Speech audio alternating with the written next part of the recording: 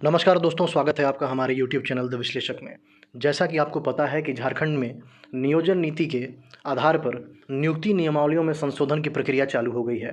जैसा कि आपको पता है कि 2 मार्च को हुई कैबिनेट की मीटिंग में कुछ नियुक्ति नियमावलियों को संशोधन की स्वीकृति दे दी गई थी, जिनका जो गजट का प्रकाशन है वो पिछले दिनों यानी 13 मार्च को हो गया है।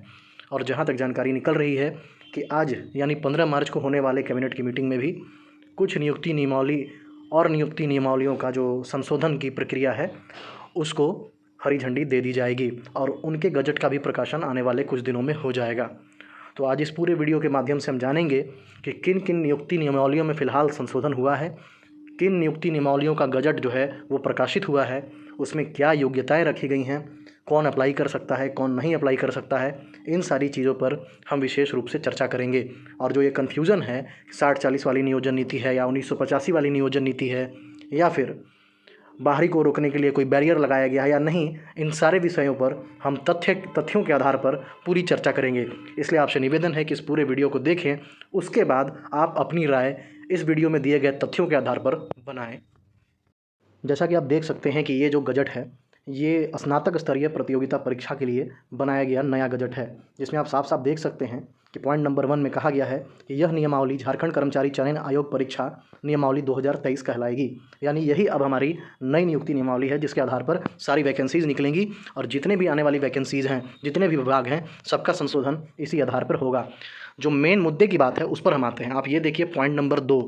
पॉइंट नंबर 2 के अंतर्गत वो सारी चीज़ें लिखी गई हैं जो पहले था कि 10वीं 12वीं जो झारखंड से किए हैं वही इस फॉर्म को भर सकते हैं और रिजर्वेशन का लाभ प्राप्त करने के लिए झारखंड का निवासी होना जरूरी था। यानी कि अगर संक्षेप में आपको बताते चलें कि जो पहले नियोजन नीति सरकार ने बनाई थी उसमें ये नियम था कि जिन्होंने झारखंड से ही 10वीं 12वीं की पढ़ाई की है उन्हें जो है फॉर्म भरने का मौका मिलेगा और रिजर्वेशन का लाभ सिर्फ उन्हीं को मिलेगा जिनके पास झारखंड का डोमिसाइल है।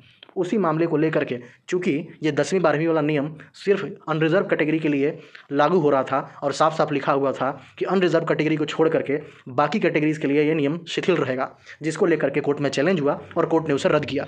तो इस नई नियमावली में क्या किया गया है, कोई नया बदलाव नहीं करते हुए बस ये जो बोल्ड में आप देख रहे हैं लिखा हुआ है साफ साफ तौर पर, ऊपर जो आप देख रहे हैं 10-12 वाला टोटल नियम लिखा हुआ है, उसके बाद आप एक लाइन देख सकते हैं को निम्नवत प्रतिस्थापित किया जाता है। प्रतिस्थापित यानी कि रिप्लेस किया जाता है। किस चीज़ से रिप्लेस किया जाता है ये देखिए साफ साफ लिखा है, आयोग में आवेदन प्राप्त होने की अंतिम तिथि तक वांछित शैक्षणिक योग्यता प्राप्त करना अभ्यर्थियों के लिए आवश्यक होगा।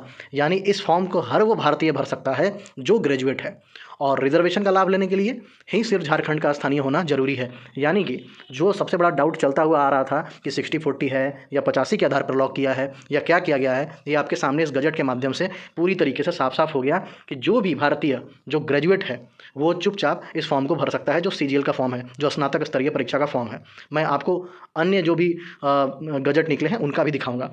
और पॉइंट नंबर 3 में आप देख सकते हैं कि ये जो पहले जनजातीय भाषा और क्षेत्रीय भाषा का जो क्लॉज लगाया गया था उसके नीचे भी लिखा गया है कि को निम्नवत प्रतिस्थापित किया जाता है। उसमें देखिए हिंदी, अंग्रेजी, उर्दू, संथाली, बंगाली, मुंडारी, हो, खड़िया, कुड़ुक, कुरमाली, खोरठा, नागपुरी, पंच परगनिया, उड़िया और संस्कृत। आप यहाँ देख सकते हैं हिंदी, अंग्रेजी और संस्कृत इन तीनों को नया जोड़ दिया गया है। यानी कि आप साफ साफ देख सकते हैं कि नई नियोजन नीति में बस यही 2 बदलाव हैं कि 10-12 वाला जो बैरियर था उसको पूरी तरीके से हटा दिया गया और हिंदी, अंग्रेजी और संस्कृत भाषा को भी जोड़ दिया गया। सरकार का कहना ये है और बात सही भी है कि हाई कोर्ट ने इसी पर आपत्ति जताई थी और इसी वजह से पुरानी नियुक्ति नियमावली जो थी वो रद्द हो गई थी। यानी कि सरकार के द्वारा 2021 वाली भी नियुक्ति नियमावली खतियान या डोमिसाइल के आधार पर नहीं बनी थी, वो एक सामान्य नियोजन नीति थी जो 2015 की नीति के आधार पर बनी थी, जिसमें बस 10वीं और 12वीं का जो बैरियर था वो जोड़ा गया था, लेकिन वही डिस्क्रिमिनेटरी था, इस वजह से वो नीति रद्द हो गई। आप बाकी पॉइंट नंबर 4 में देख सकते हैं कि इन संशोधनों को छोड़ करके सारे चीज़ें 2021 वाले नियमावली के जो उसमें थे वो लागू रहेंगे। यानी संशोधित चीज़ें बस ये 2 रहेंगी और बाकी वही पुरानी चीज़ें लागू रहेंगी। अब आपको मैं दिखाता हूँ बाकी जो नियमावलियों में संशोधन हुए हैं वो ये देख सकते हैं आप कि ये इंटरमीडिएट स्तर वाला जो है उसमें संशोधन हुआ है। जिसमें भी आप साफ साफ देख सकते हैं कि निम्नवत प्रतिस्थापित किया जाता है। उम्मीदवारों को आयोग में आवेदन पत्र प्राप्त होने की अंतिम तिथि तक वांछित शैक्षणिक योग्यता प्राप्त करना आवश्यक होगा। यानी संक्षेप में अब आपको जितने भी गजट निकलेंगे नियोजन नीति और नियुक्ति नियमावली को लेकर के, सब में यही चीज़ें देखने के लिए मिलेंगी। ये देखिए 10वीं स्तर वाला हो गया, यानी कि अभी एक तक ये 3 गजट हमारे सामने है, जिसमें संशोधन नियुक्ति नियमावली के संशोधन के आधार पर हुआ है, नियोजन नीति के आधार पर हुआ है। आप साफ साफ देख सकते हैं कि जो बेसिक एलिजिबिलिटी क्राइटेरिया है उसको क्रॉस करेगा वो इस फॉर्म को भर सकता है, बशर्ते रिजर्वेशन का लाभ लेने के लिए बस झारखंड का स्थायी निवासी होना जरूरी है, जिसके बारे में आपको डिटेल में जब नोटिफिकेशन आएगा तो उसमें देखने के लिए मिलेगा। और नहीं तो आप पुराने नोटिफिकेशन जो 2021 के नियोजन नीति के आधार पर 10-12 स्टेनोग्राफर या फिर पीजीटी हो या फिर सीजीएल हो, जो भी वैकेंसी आया था उसमें आप जाकर के देख सकते हैं, साफ साफ लिखा हुआ है कि भारत का नागरिक होना अनिवार्य है। और मैंने पहले की वीडियो में भी आपको बताया था और इस वीडियो में भी आपको दिखाऊंगा। अब चलिए आगे बढ़ते हैं।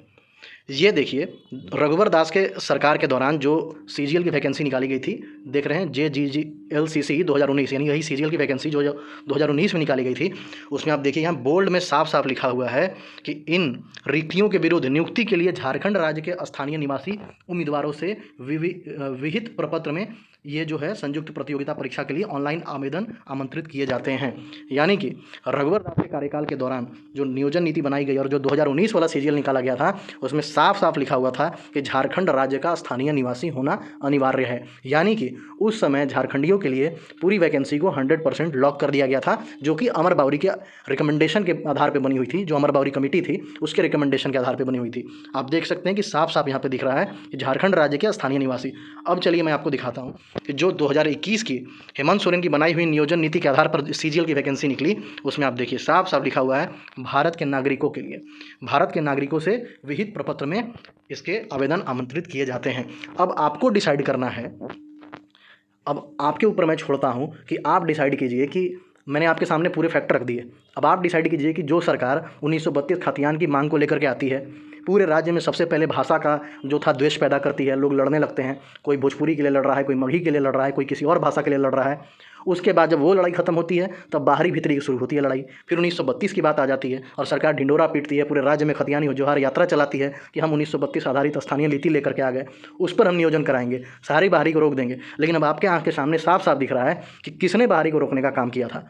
खैर, मेरे नज़र में कोई भी बाहरी भीतरी इस प्रकार की चीज़ें नहीं होनी चाहिए, लेकिन जो बावरी कमेटी का रिकमेंडेशन था कि चूंकि झारखंड एक पिछड़ा स्टेट है और बहुत सारे इंडिकेटर्स बनाए गए थे जिसके आधार पर सिर्फ झारखंडियों को नियोजन मिले, उसके लिए 10 साल तक लॉक करके प्रावधान किया गया था कि 100% झारखंडियों को नौकरी मिल पाए, जो कि खतियान आधारित थी। यानी 1985 आधारित जो डोमिसाइल नीति थी, जिसके पास भी डोमिसाइल सर्टिफिकेट रहता वही झारखंड का फॉर्म भर सकता था। लेकिन अब आपके सामने साफ साफ दिख रहा है कि भारत के नागरिकों से ये जो फॉर्म है वो अप्लाई करने की मांग की जा रही है। ये था 2021 वाला आपका फॉर्म, और जो मैंने आपको गजट दिखाया उसमें उन 2 संशोधनों को छोड़ते हुए सारे संशोधनों के ऊपर लिखा हुआ है कि जो भी नियम 2021 वाले में थे वो यथावत लागू रहेंगे। यानी कि ये 10-12 वाला नियम को छोड़ करके और भाषा को छोड़ करके जितने भी चीज़ थे वो 2021 वाले लागू रहेंगे। इससे साफ साफ ये प्रूफ हो जाता है कि झारखंड में अब 60-40 वाली नियोजन नीति ही पूरी तरीके से लागू है। अगर ऐसा होता, जहाँ पे आप साफ साफ देख सकते हैं कि ये 19 वाले फॉर्म में दिख रहा है कि झारखंड राज्य का स्थानीय निवासी, अगर ये पॉइंट भी यहाँ पे जोड़ दिया गया होता तो जितना ये मांग हो रहा है, आंदोलन हो रहा है, ये सब कुछ फुलफिल हो गया होता और यहीं ये सारी चीज़ें खत्म हो जाती। तो मैं अब आपके विवेक पे छोड़ देता हूँ कि आप डिसाइड कीजिए कि किस सरकार ने झारखंडियों के लिए वैकेंसी को लॉक किया था और किसने नहीं किया। मैं यहाँ पे सरकार के पक्ष की बात नहीं कर रहा, मैं उस चीज़ की बात कर रहा हूँ जिसका आंदोलन प्रतिदिन चल रहा है और झारखंड का हर युवा मांग कर रहा है कि झारखंडियों के लिए आप ऐसे नियोजन नीति लाते जिसमें सिर्फ झारखंडियों को मिलता मौका। लेकिन अभी आपको मैंने प्रूफ कर दिया ये कैसे ये 60-40 नीति है। आशा करता हूँ आपको चीज़ें समझ में आ गई होंगी। आप अपने जो विचार हैं कमेंट सेक्शन में रखिए और कृपया अगर पसंद आया है तो इस वीडियो को लाइक करते हुए बाकी लोगों के साथ शेयर करें। धन्यवाद।